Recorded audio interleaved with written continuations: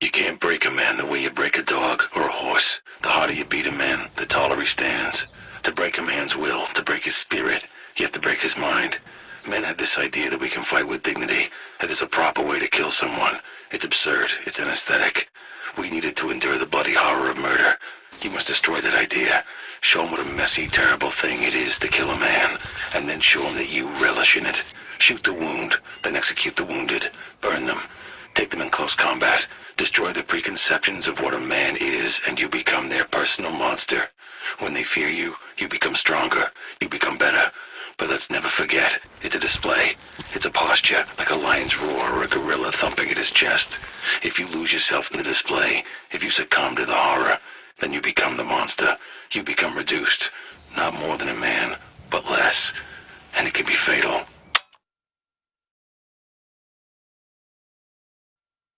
Getting them in is easy. I brought them in over the mountain, through the desert, whatever. The hard part is moving them inside the country. Whenever you get stopped, you gotta bribe someone or shoot someone, and not good for business. No, once you're inside, you want to hand off as fast as possible. Let the customer deal with it. How do they move a shipment? I delivered 300 kilos of C4 to Ben Two-Way about 6 months ago. He showed up with a dozen of his men, dead men. He packed C4 into the corpses, figured no one would search them. Smart guy. Where do you get the weapons? It's a romantic notion that they all came out of the Soviet Union after the collapse. That was a windfall back in 89, maybe through 91, but that's all over. I move weapons, I profit from circulation. You get a ceasefire in Liberia, both sides disarm. You think they slag 2,000 tons of guns? No.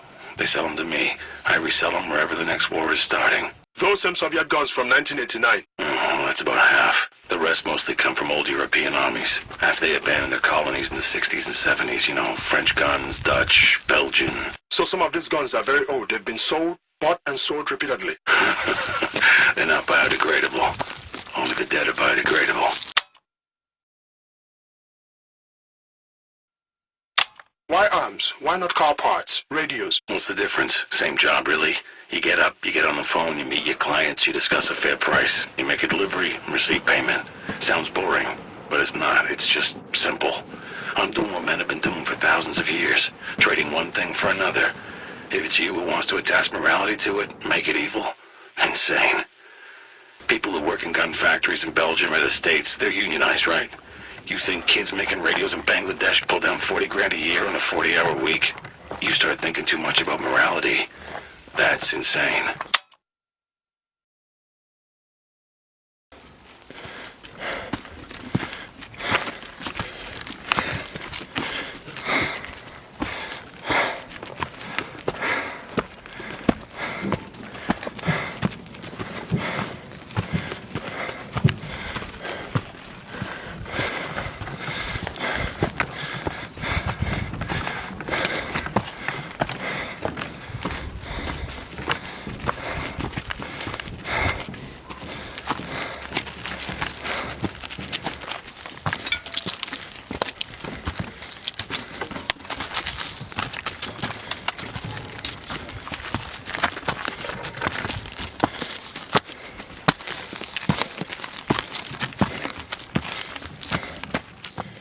Why Africa? People need weapons all over the world. Why here?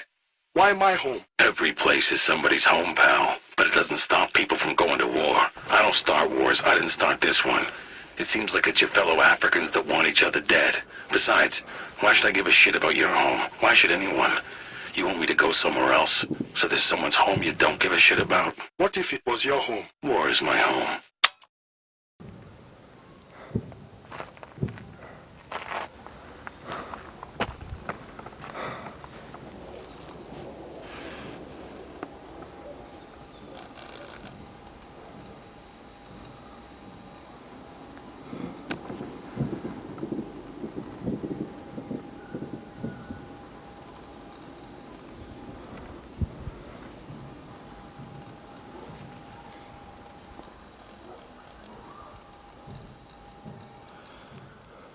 I spent a year in Black Beach once, in the dark. It's a hellhole, covered in raw sewage. Guards breaking some inmates' fingers with a hammer just out of pure fucking meanness. Men die of starvation there all the time. I saw a guy in the opposite cell catch a rat with his teeth, because they had him in handcuffs 24 hours a day for 2 months. He couldn't eat. Seeing someone do that, He was weeping while he crushed it to death in his mouth. Seeing his eyes, his face, its madness.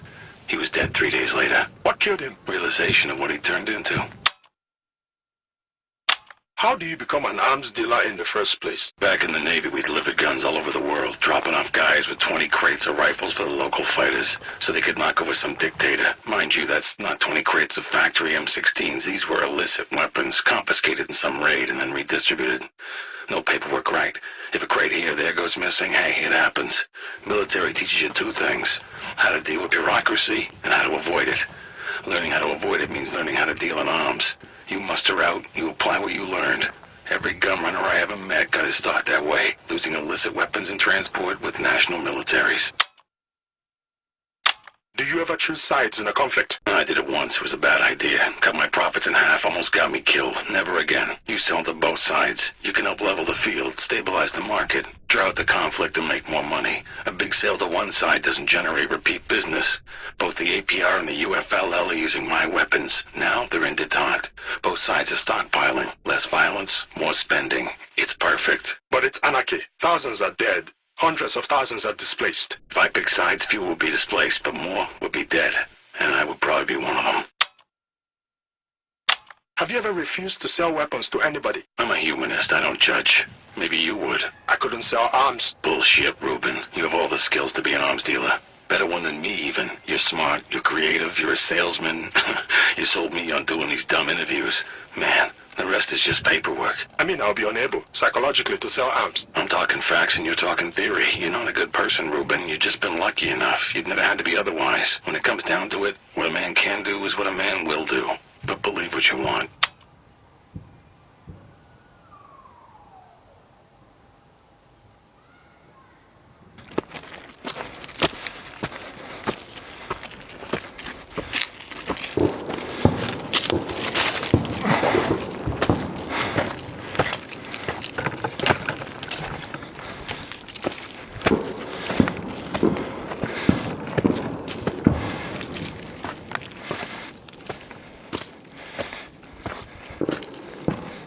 Saw this kid in the side of the road yesterday. Couldn't have been 18, 17. Had a shotgun across his lap and a dead APR half in the ditch next to him. Couple of close-range blasts with that 12-gauge tore up big chunks of hamburger on his torso. Kid was lifting up the guy's leg, taking his boots. Kid just looked tired. Just beaten down, ragged, tired, old. Kid that age shouldn't look like that.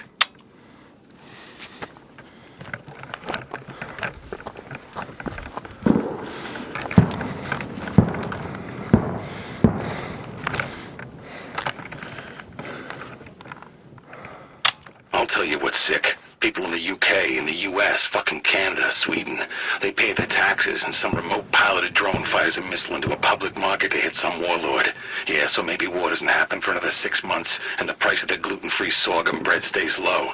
It's not sick to arm people. It's sick to bump off their crooks and dictators in protection of our interests and then call it international justice. These people don't have remote piloted drones guarding their interests 10,000 miles away. They don't have a war machine paid for with taxes. Where I am, they usually don't even have a fucking government. The drone is the oppressor. The gluten-free sorghum bread is the oppressor. The AK-47 is the great equalizer. I empower these people. What do you think you're going to achieve with this interview? You think somebody in the Pentagon's going to read it and come after me? Shit, no. I'm a necessary evil. They want me here. They're glad I'm here. Because if I wasn't, they might have to come try to stem the tide.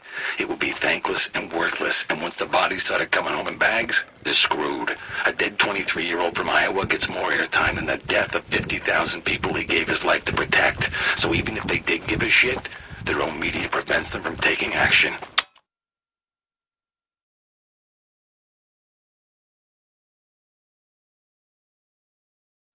Who gets the lion's share? That's what it's all about. Whether it's between children or animals or warlords, it's not that everyone wants a piece, it's that everyone wants the biggest piece. And the biggest piece doesn't go to the monkey or to the giraffe. The biggest piece goes to the lion, because the lion is the fucking king.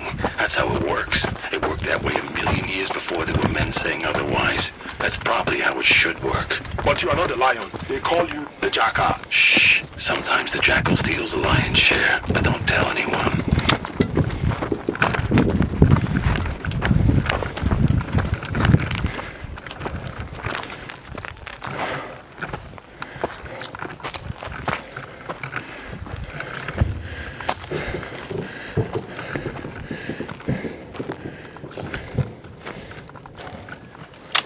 saw that truck you were driving in, perforated with 50 cal rounds and torched on the side of the road. I looked inside, corpses blown to pieces and burnt and unrecognizable. No camera, no tape recorder, no notebook.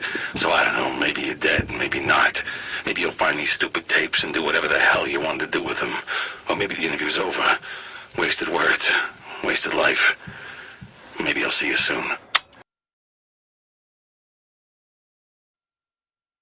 Saw a firefight today. A little skirmish broke out of this roadblock when some APR guys got lost in the truck. Maybe 5 or 6 of them trading fire with the UFLL guys manning the CP. Went on for 20 minutes. Guys popping up from behind rocks to spray a few shots. Randomly at each other. All of them almost too afraid to die. When it was over, the 2 UFLL guys who were unhurt ended up running off into the jungle terrified. I went down and had a look around. The guy had been shot through the stomach. Bloody mess. He saw me and whimpered at me to finish him off. Funny how guys get shot because they're too afraid to die, and they're lying there dying, and they're too afraid to live. Idiots. You see these APR kids or UFLL kids or whoever's listening to these damn broadcasts on the radio. Bantue, Tambosa, I can't even remember who, because what's the difference? Glassy-eyed little shit shouting out in support of whatever propaganda, lies, bullshit's being spouted at them. It's absurd. These guys are already dead. They're blowing each other away for someone else. Tambosa, Bantue, UFLL, APR. There's no popular resistance, no liberty or labor. There's no ideology at all. There isn't even a desire to win. There's no sense in it. No sense in it at all. What would it matter if we butchered the lot of them? Would it change anything?